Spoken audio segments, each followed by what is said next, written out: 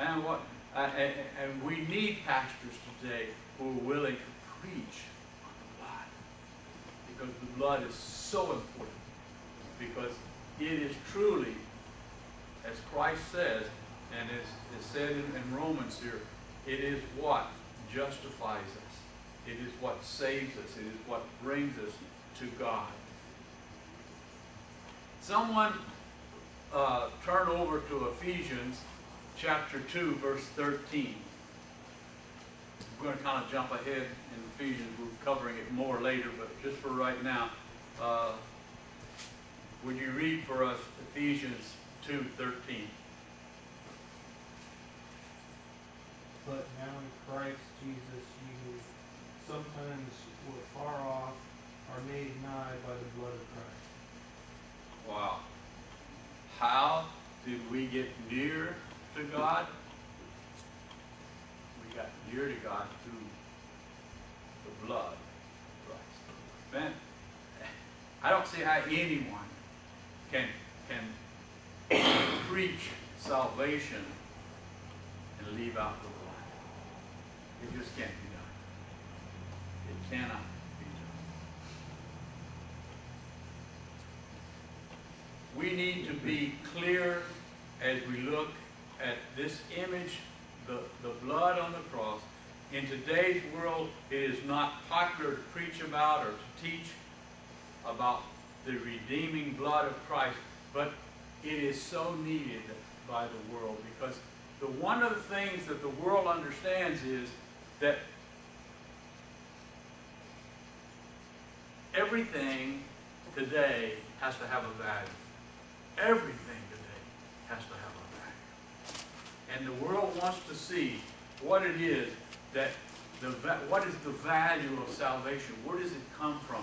And we can simply say to them, it came from the blood of Christ. That was the value. Paul uses the blood of Christ and the Jewish idea of the blood sacrifice, as you were speaking of, for sin as a reflection, so that the Jews of his day could see the blood as being synonymous with total forgiveness. You see, the problem that the Jews had was this. They would make a sacrifice, and it was only good for what? How long was the sacrifice good for that the Jews made? You ever think about this? Now, this is pretty deep. How long was that sacrifice good for when they made their sin sacrifice? No? Till they sin again. The very next sin, that blood was gone. And guess what? Paul is saying to us, no, this is a total forgiveness of sin. This isn't a one-year thing. It isn't a one-week thing. It isn't a moment thing. It is a total forgiveness of sin.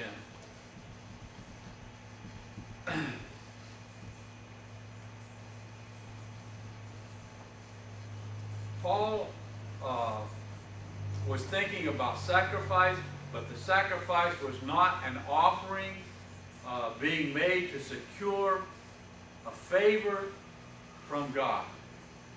Instead, it was a price paid for the setting free of God's chosen people.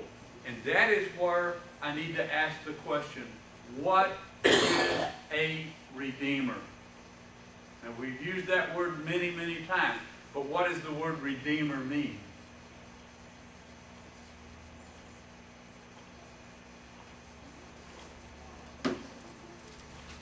I had about 5 different, I'm going to tell you, I had a little advantage over you because I had 5 different commentaries that I was reading and studying for this message. And when it came to the Redeemer, I found that all 5 commentaries only had one point of absolute definition, for the word redeemer. And that was this: the one who paid the price for freedom. And that's exactly what Christ did. You see, in the Old Testament days, in fact, let's read Philippians chapter 2, verse 8.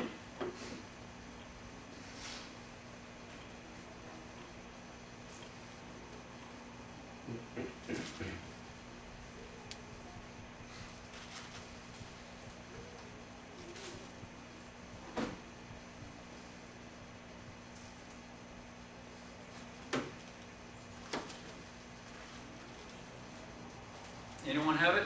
Sure. And being found in fashion as a man, he humbled himself and became obedient unto death, even the death of the cross. Even the death cross.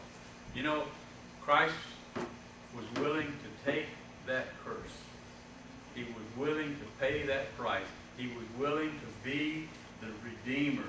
He was willing to say, I am obedient to my Father's call in my life.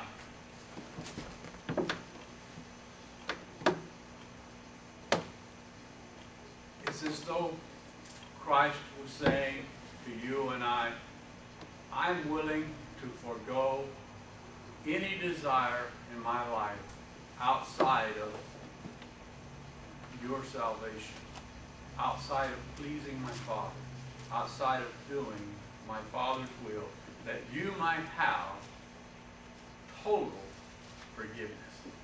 You know, one of the problems that many people have today is they don't understand the total forgiveness. And I know that you have too. I've got friends who say to me, well, Pastor, you know, I'm saved, but I really have to struggle with doing better. And the truth is, not for salvation's sake. They don't realize that. They just can't grasp that there's nothing that you and I can do to add to our salvation. Because I believe, and I teach, and I believe that Paul believes and teaches this too. I've never sat down and asked him, but I believe that once saved, we're always saved. I believe that once we were forgiven totally. I mean, absolutely, to the very max. Paul and I had lunch the other day, and I briefly discussed with him how far God had to reach into sin. And you know, I think about this sometimes. I mean, how far did God have to reach into sin to pull me up, to bring me to the point that I'm at today with my relationship with Him? I mean,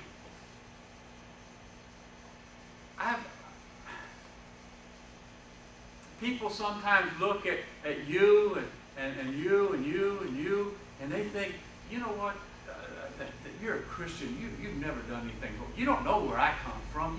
You can't understand how I feel because you've had a perfect life. You've been good. You've really been good. I know you have, because God has got this special bond with you.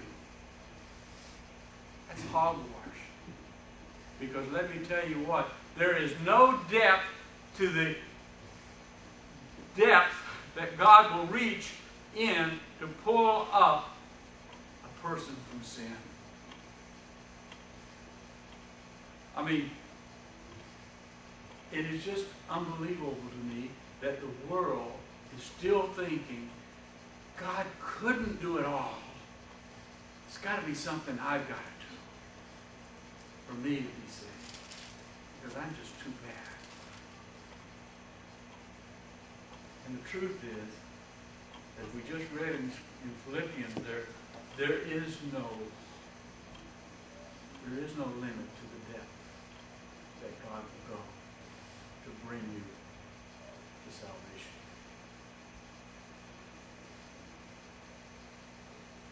As we mentioned earlier, the death on the cross was truly a curse.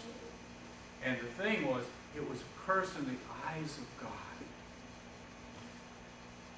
That is just